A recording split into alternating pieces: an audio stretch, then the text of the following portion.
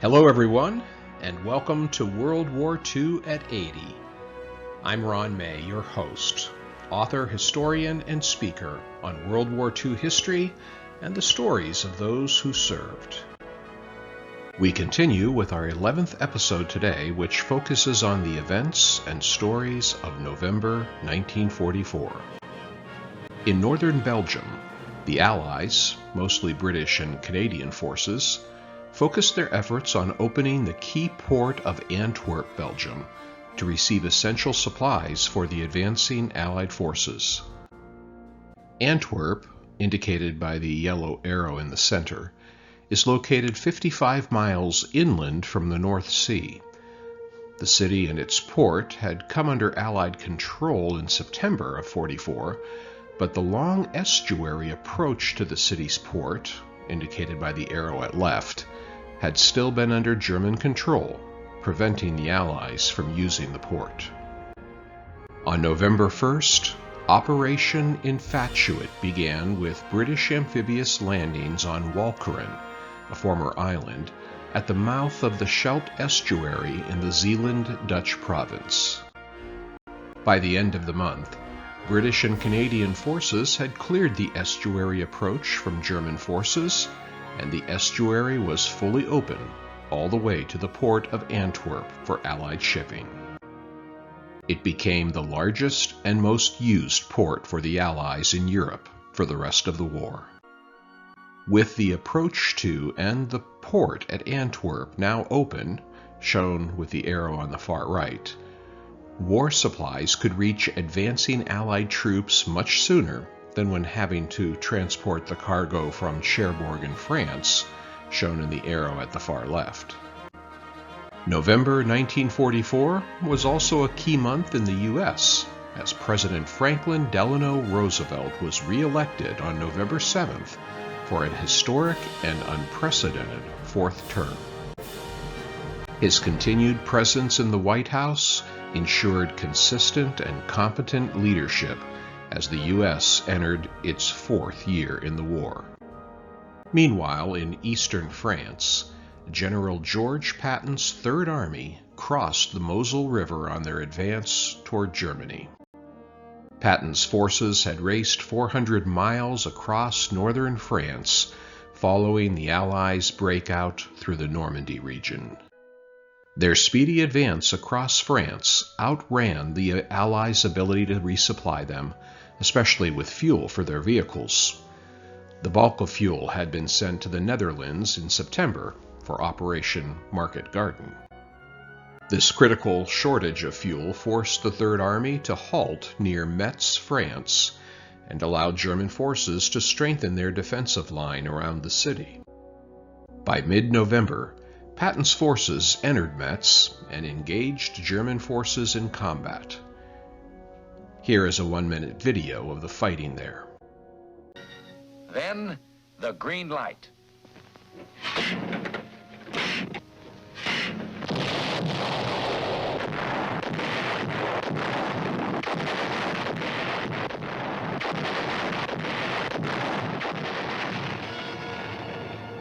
In 400 years, this fortress city had withstood every assault.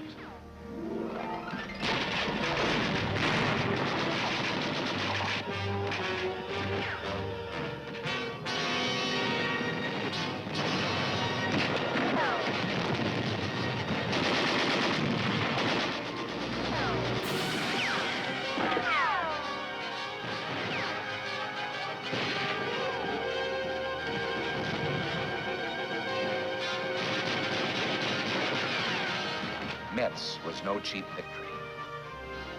But the fall of this highly regarded fortification bore out Patton's belief that no defense position had ever been successfully defended.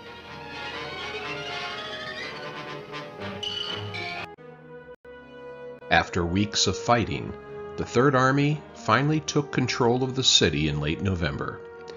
However, German resistance from isolated forts in the area continued into the next month.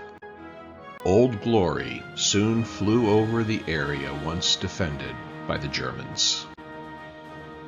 3 soldiers from central Indiana lost their lives in November during the combat in and near Metz, France. Private Hobart Wayne Cox died on November 10th. First Lieutenant Emmett E. Martin passed on November 12th, just 10 months after marrying his bride. And Private Lauren Rutan died on November 8th. Their deaths were a bitter reminder to the cost of liberating France. The bodies of both Cox and Martin were returned to Indiana in 1948 with reburial that included military honors. 1 year after their deaths, Rutan's mother wrote a remembrance poem in memory of her son on the anniversary of his death. It was printed in the November 8th Martinsville Daily Reporter newspaper. Loving and kind in all his ways, upright and just to the end of his days, we little thought when you left home that you would return no more. To our hearts there comes a longing, dear Lauren, if you could only come home to us again. We do not know what pain you bore, we did not see you die. We only know you passed away and could not tell us goodbye. Sadly missed by mother, brother, and sisters. France and Germany were not the only places suffering from war in Western Europe during November. England was also back in the crosshairs of Germany. This time, it was Germany's newly developed V-2 rockets that were hitting English cities. The V referred to a vengeance weapon, and it lived up to its name. The first long-range guided ballistic missile, the V-2s were first launched into England and Belgium in September 1944, resulting in over 9,000 civilian and military deaths. By November, the Germans had improved the accuracy of the weapon, and an average of 8 V-2 rockets were hitting England every day. You can see on the map at the left the locations for those hits. In a last desperate attempt to escape defeat, German science threw everything it had into the perfection of V-2. Hurtling through the stratosphere at 3,000 miles an hour to fall on London, this was the peak of 15 years of German scientific research. Second only to the atom bomb, V-2 was the war's deadliest weapon. It even killed the men who had spent their lives perfecting it.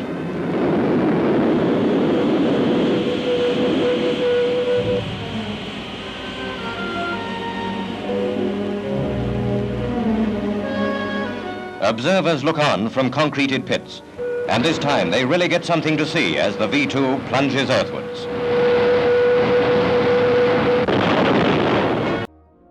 November saw 2,754 Londoners killed by the V-2 and another 6,500 injured.